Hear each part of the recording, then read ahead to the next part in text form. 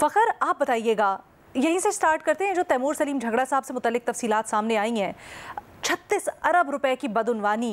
कितना वज़न लगता है आपको, क्योंकि आपकी अपनी तहकीकात भी बहुत ज़बरदस्त होती हैं इन इल्ज़ामात में। क्या स्ट्रैटेजी होनी चाहिए पीटीआई की, और ये जो कमेटी के ऊपर क्या कहें इसको, तहफ़्फ़ुज़ात का इजहार कर रहे हैं झगड़ा साहब, उनमें कितना वज़न है? शुक्रिया अलीना। पहली बात तो ये है कि ये जो तहकीकात की गई हैं या जो इल्ज़ामात लगाए गए हैं, ये किसी तैमूर सलीम झगड़ा या पीटीआई के मुखालिफ सियासी रहनुमा की तरफ से नहीं लगाए गए, बल्कि पीटीआई की अपनी ही कायम करदा एक कमेटी की तरफ से ये इल्ज़ामात लगाए गए हैं। इसका मतलब ये है कि ये किसी न किसी ग्राउंड या किसी न किसी हक़ाइक़ की बुनियाद के ऊपर ही ये तमाम तर इल्ज़ामात लगाए गए हैं। तो इसलिए इसकी तहकीकात सिर्फ ये, क्योंकि देखें जो इसमें एलिगेशन का जो हुजम है वो अगर हम नैब की नई तरमीम शुदा नैब का ऑर्डिनेंस भी देखें तो उसके बावजूद भी ये नैब के एम्बिट में आती है। तो नैब को इसके हवाले से मेरा ख्याल है कि तहकीकात का आगाज़ करना चाहिए और इंक्वायरी बाकायदा करनी चाहिए कि क्या वाकई जो इनकी अपनी पार्टी इनके ऊपर इल्ज़ामात लगा रही है 36 अरब रुपए का करप्शन का, वो दुरुस्त हैं भी या नहीं है। तो पहला मेरा ख्याल है कि एक तो ये फिट केस है, नैब के हवाले से ये तहकीकात करे। विच हंटिंग नहीं होनी चाहिए, ना ही सियासी तौर के ऊपर किसी के खिलाफ मुकदमात वो बनाने चाहिए, लेकिन क्योंकि ये इनकी अपनी ही पार्टी की कायम करदा एक कमेटी तमाम तर तहकीकात के बाद ही इल्ज़ामात लगा रही है, तो पहला काम तो ये होना चाहिए। और दूसरा मेरा ख्याल है कि जो तैमूर सलीम झगड़ा की तरफ से इल्ज़ाम लगाया गया है मौजूदा वज़ीर आला के ऊपर, अली अमीन गंडापुर के ऊपर, उसके ऊपर भी वो भी एक वर्थ उसको इन्वेस्टिगेशन वो होनी चाहिए, क्योंकि उसमें जो उन्होंने इल्ज़ाम लगाया है कि जो अली अमीन गंडापुर साहब के अपने असासे डिक्लेयर्ड जो असासे हैं वो 10 करोड़ के हैं, लेकिन वो खुद क्लेम करते हैं कि 75 करोड़ से ज़ायद उन्होंने पार्टी के ऊपर खर्चा किया है। तो ये जो एसेट बियॉन्ड मींस या एक जो उनके इतने एसेट्स नहीं है जितना उन्होंने खर्चा किया है पार्टी के ऊपर, तो उसके ऊपर भी तैमूर सलीम झगड़ा के जो इल्ज़ामात हैं उस पर भी बिल्कुल तहकीकात होनी चाहिए। ये तो एक तरफ हो गया, लेकिन देखें जिस तरह आपने अपने इंट्रो में भी बताया है कि इनके दीगर रहनुमाओं के ऊपर भी करप्शन के इस तरह के इल्ज़ामात लगते रहे हैं। आप पीटीआई की हुकूमत, चाहे वो परवेज़ खटक की दौरे हुकूमत हो, उसमें देख लें मालम जबा केस हो या दीगर जो करप्शन के इल्ज़ामात लगाए गए, फिर उसके बाद जो महमूद खान आए उनकी हुकूमत, तैमूर सलीम झगड़ा भी उन्हीं की हुकूमत में फाइनेंस मिनिस्टर थे, ये इल्ज़ामात लगाए गए। फिर मौजूदा जो अब तो इनके अपनी पार्टी के लोग इनके ऊपर इल्ज़ामात लगा रहे हैं अली अमीन गंडापुर के हवाले से भी। तो ये तीनों खैबर पख्तूनख्वा के अंदर जो इल्ज़ामात हैं वो एक तरफ रख लें, जो इमरान खान के अपनी ज़ात के ऊपर इल्ज़ामात तो छोड़ें, जो करप्शन का इनका 190 मिलियन पाउंड केस में इनको सज़ा हो चुकी है उम्र कैद की, तो ये जो करप्शन और एहतसाब का नारा लेके हुकूमत के लिए आए थे कि वो सबका एहतसाब करेंगे, अगर अपने घर का ये एहतसाब नहीं करते, क्योंकि जो इमरान खान के ऊपर करप्शन के इल्ज़ामात थे ये भी जब ये प्राइम मिनिस्टर थे तो इनको मिलिट्री इस्टेब्लिशमेंट के लोग जाके बाकायदा फाइलें दे के उन्होंने बताया था कि ये आपके घर के अंदर जो ये करप्शन के इल्ज़ामात लग रहे हैं, आप इसके ऊपर गौर करें। फिर उस्मान बुज़दार के हवाले से जिस तरह से बताया गया और इस्टेब्लिशमेंट की तरफ से बार बार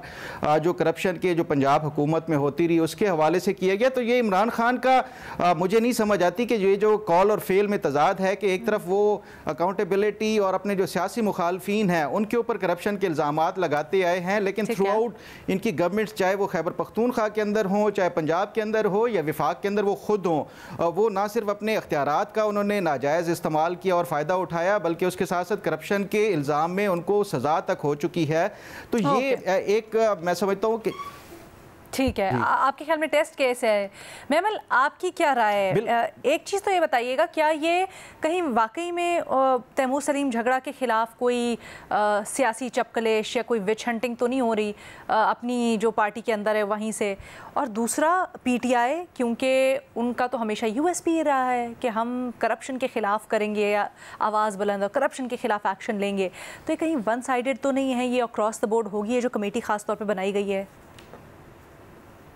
देखिए रीना, अगर आप पीटीआई का एक ट्रैक रिकॉर्ड देखें, उनका एक माजी आप देखें, तो बिल्कुल पीटीआई जो है वैसे तो बड़ी क्रूसेडर बनती है करप्शन के ख़िलाफ़, लेकिन जब उनके अपने ही लोगों के ऊपर इल्ज़ामात लगते हैं तो आप मुझे बताएं कि उनके ऊपर क्या एक्शन लिया गया। मतलब मालम जब्बा हो, बीआरटी स्कैंडल हो, बिलियन ट्री सुनामी हो, ये सब कुछ जब ये सामने आए और फिर जब इनके ऊपर इंक्वायरियाँ भी हो रही थी तो उसका क्या बना। अब आप ये देखें ना अलीना, के वैसे तो पीटीआई ने खैबर पख्तूनख्वा में एक एहतसाब कमीशन बनाई थी, उसको फिर खुद ही डिसॉल्व कर दिया। अच्छा, जब नैब में इनके केसेस गए इमरान खान साहब के दौर में, तो आपको याद है कि जो एक इल्ज़ाम लगा वो ये था कि जो उस वक्त के नैब के हेड थे जावेद इकबाल साहब, उनको ब्लैकमेल किया गया कि ये हुकूमत के खिलाफ जो है ये केसेस ना चलाए जाएं। तो ये भी सारी बातें जो है हमारे सामने हैं। फिर आप ये देखें कि इनकी पार्टी के अंदर जब इनके इंटरनल इलेक्शंस के वोट खरीदने की बातें हैं, इनके अपने इलेक्शन कमिश्नर्स ने वो बातें एक्सपोज की, तो क्या एक्शन लिया गया। अच्छा, और इसके अलावा लीना अगर आप वैसे देखें ओवरऑल भी, तो प्राइवेटली भी पीटीआई के अपने लोग, अब ये आपने बात की है गंडापुर साहब की, सब पहले वो जिस तरह अभी फ़खर भी बात कर रहे थे, खटक साहब की हुकूमत हो, फिर उसके बाद महमूद खान साहब की हुकूमत हो, और अब गंडापुर साहब की हुकूमत हो, तो इनके अपने लोग भी उनके बारे में जो है वो बताते भी है प्राइवेटली भी और कुछ पब्लिकली भी बात करते भी। गंडापुर साहब के ऊपर तो कुछ लोगों ने इनकी अपनी पार्टी के अभी जो है वो काफ़ी बातें पब्लिकली भी की है, मुबैना करप्शन की, उनकी उनके भाई के बारे में बातें की हैं। और फिर अगर हम प्राइवेटली बात करें तो आपको याद होगा कि जब वफाक में इनकी हुकूमत थी और पंजाब में इनकी हुकूमत थी, तो बुज़दार, फराह गोगी और बुशरा बीबी की जो मुबैना नेक्सस थी, उसकी कहानियां तो इनके अपने लोग बताते नहीं थकते थे प्राइवेटली। वो इतना 190 मिलियन पाउंड के केस की जब स्टोरीज आई, वो भी पीटीआई के अपने लोगों ने बताई मीडिया के अंदर, तो बाद में उसकी डिटेल बहुत बाद में, फिर केस भी बहुत बाद में बना, लेकिन उस वक्त यहाँ तक कहा गया कि खान साहब तो अंगूठी पे बिक गए। इस तरह की बातें होती थी इनके अपने लोग। तो ये जो इल्ज़ामात हैं, ये जो अभी के इल्ज़ामात हैं, ये बहुत बड़े, बहुत ये संगीन इल्ज़ामात हैं। मतलब 36 अरब कोई छोटी अमाउंट नहीं है। इसकी बिल्कुल तहकीकात ज़रूर होनी चाहिए। होता ये है लीना कि जब तहकीकात होती हैं किसी भी केस की, जब मीडिया के अंदर उसकी डिटेल्स आती हैं, जब वो केस अदालतों के अंदर जाता है, तो फिर यही लोग जो है, यही पार्टी जो है वो उन मीडिया हाउसेस के खिलाफ ट्रेंड्स चलाती हैं, उन सहाफ़ियों के खिलाफ ट्रेंड्स चलाते हैं, उन्हीं को गाली गलौज करते हैं, अदालतों को भी बुरा भला कहते हैं और कहते हैं कि हमने तो कोई ऐसी चीज नहीं की, हमारी तो पार्टी के अंदर बिल्कुल कोई करप्शन है नहीं। हालांकि ये इल्जामात विद इन द पार्टी से आ रहे हैं, यानी कि ये कोई ऑपोजिशन के लोग नहीं लगा रहे। हाँ, इंटरनल डिफरेंसेस जरूर हो सकते हैं, लेकिन इंटरनल डिफरेंसेस में क्या एक दूसरे को एक्सपोज कर रहे हैं, इसमें क्या सच्चाई है, इसकी तहकीकात होनी चाहिए। लेकिन अनफॉर्चुनेटली अलीना, एक चीज जो हमने देखी है, वो जो जिस तरह मैंने कहा कि एक इनकी अगर आप तारीख देख लें, वो ऐसे लगता है कि पीटीआई के लोगों को लगता है कि करप्शन तो नॉर्मलाइज्ड है, हर कोई कर रहा है पार्टी के अंदर, हर एक के खांचे लगे हुए हैं, तो होना कुछ नहीं है, यानी पार्टी के अंदर से कोई इकदाम नहीं होना। आप देखें ना, अभी मैंने आपको बताया कि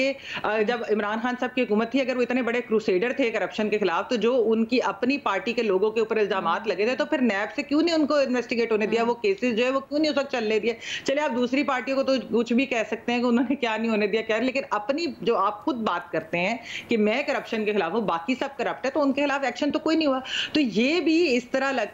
होगा यही इवेंचुअली कि इनके अपने जो इंटरनल एहतसाब है ना, उसका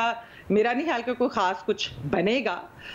और उसमें कोई अच्छा, ये इसीलिए दिलचस्प है